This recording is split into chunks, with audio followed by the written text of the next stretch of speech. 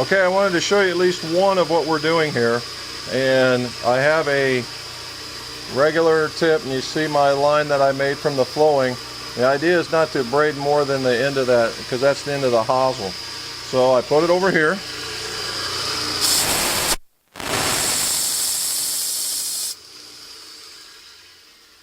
And then I have something like that.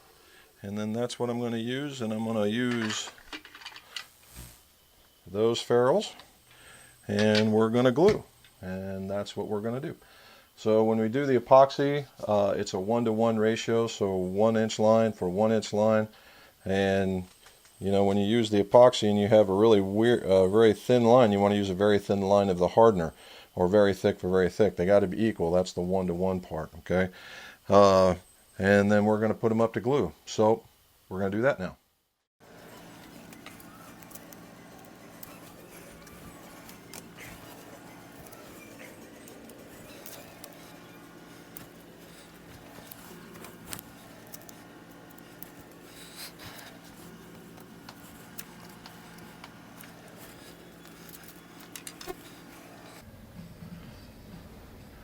Okay, I got 2 more left, and you saw me putting the tape around the shafts, and what I'm doing is I'm getting ready to finish ferrules.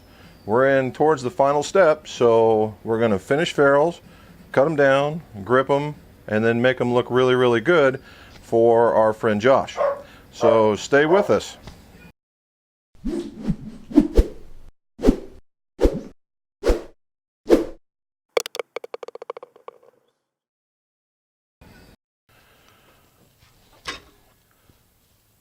Okay, welcome back to the McGolf shop, and we're in the finishing phase of this. So the first one was disassembly, the second one was reassembly, and now we're kind of what I would say the finishing part of it. And the first part is the ferrule.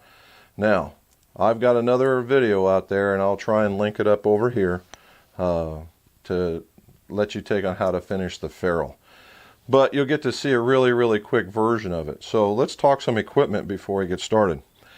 In a lot of cases, a 1x42 sanding unit is really the prime tool for finishing and building golf clubs. Much like this one is a 1x42 that has a sanding belt that helps me finish off cutting steel shafts and, well, graphite, and tipping, and any other kind of maybe middle type sanding I need. It also is a double-ended model that has a unstitched buffing wheel, and that's what I put my glands wedge on, which I help finishes my ferrule. Then I move on to another 1x42, which is basically the same model, maybe just a different piece of gear here, and I use a blue felt belt. Okay, you could use a paper finishing tool, and I use this as my backup.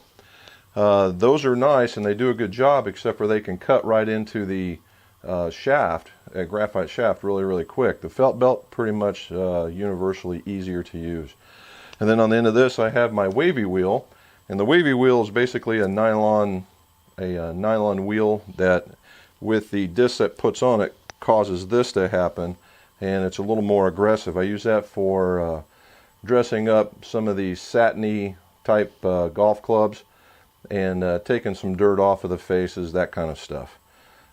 Everything spins around 1800 RPM. You don't want the 3600, otherwise it removes too much material too fast, particularly if you lean into it. Those of you guys into woodworking will understand all of that. Then you want some ventilation, because this stuff creates dust. Okay, what this is sitting on right here is a vacuum bench that goes into a unit in another room and has a downdraft. Now, sometimes I use it, sometimes I don't. If it's only going to be 1 or 2 clubs, or I don't think I'm going to make a lot of dust, then I don't use it. If I do, then it goes on. Okay, that's on this one. Now, there's other tools, and I think we'll do another video on just club making tools as a whole. But that's what we're going to do. So, I'm going to speed this thing up, and you're going to watch me do some ferrules. And I'm going to turn you around to the other side so you can see it.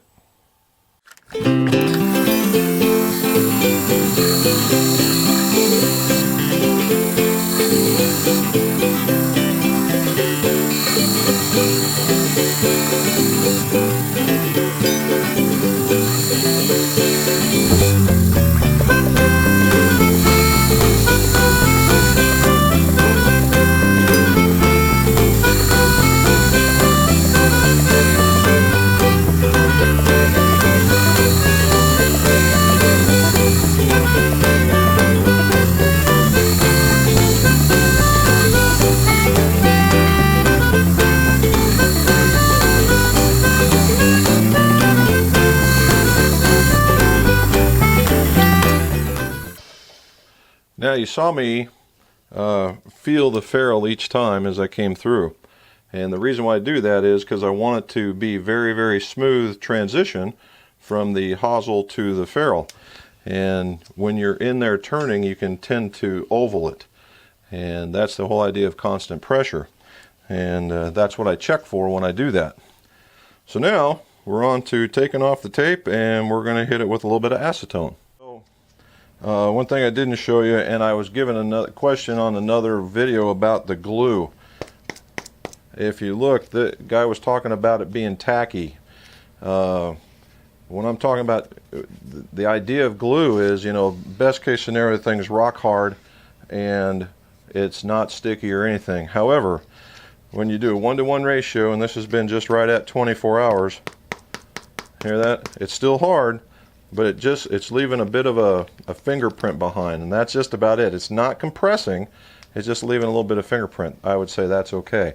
Now if you're pressing into it and you're leaving a detent, it means it hasn't cured, and it means that you may have used a little bit or not enough hardener. Alright, so that's the reason why you keep this around, to check your work and when you're all said and done. So let's get to finishing. Alright, I put the acetone on it and it shined them up. I'm really liking this red all of a sudden. Now we're going to use the Glanzwatch wheel, and I'm going to put the final shine on it, and then we're going to cut them down.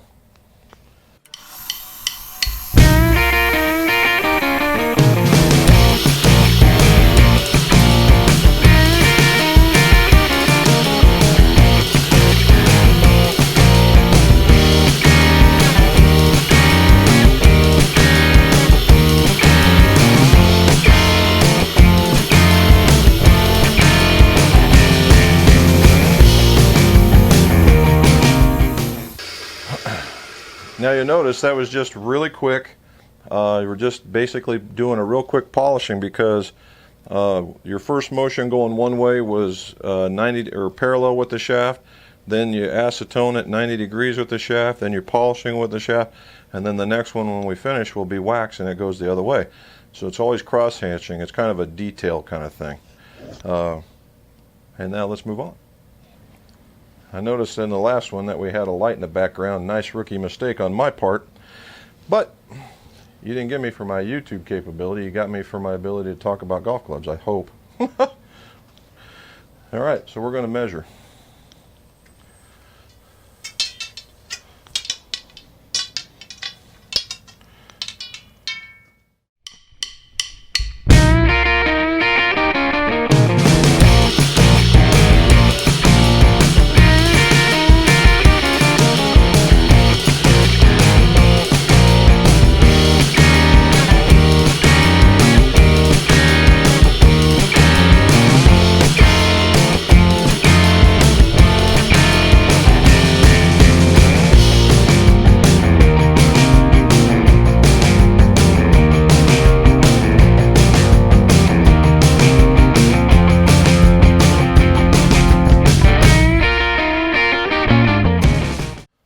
Alright, cutting and then on to the gripping. So you don't need to see me cut, but we'll go back, and when we get to the gripping we'll talk some more.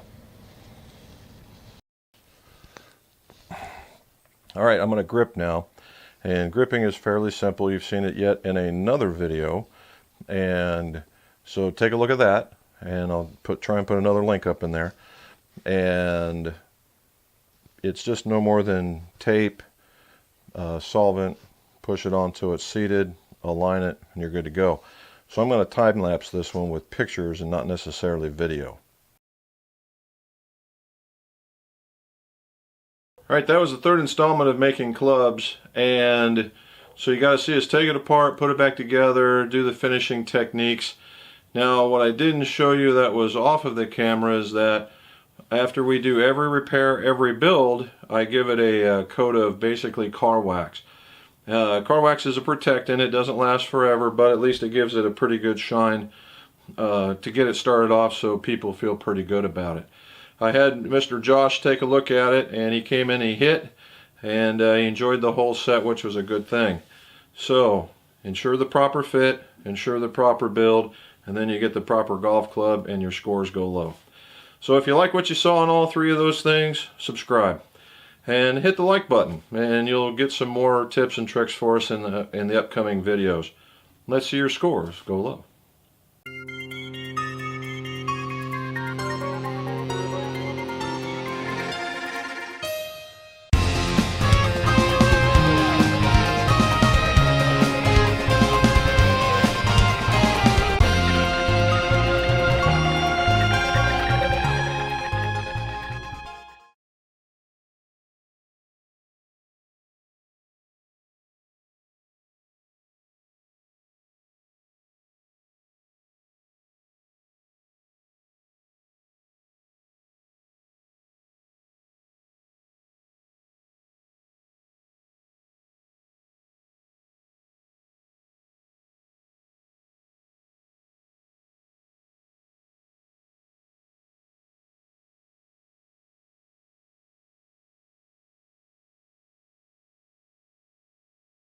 And I have stop it!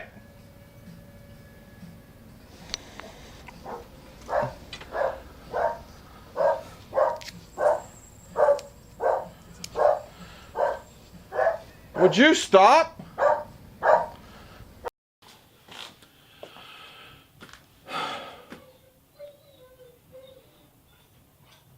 Really? What'd you see?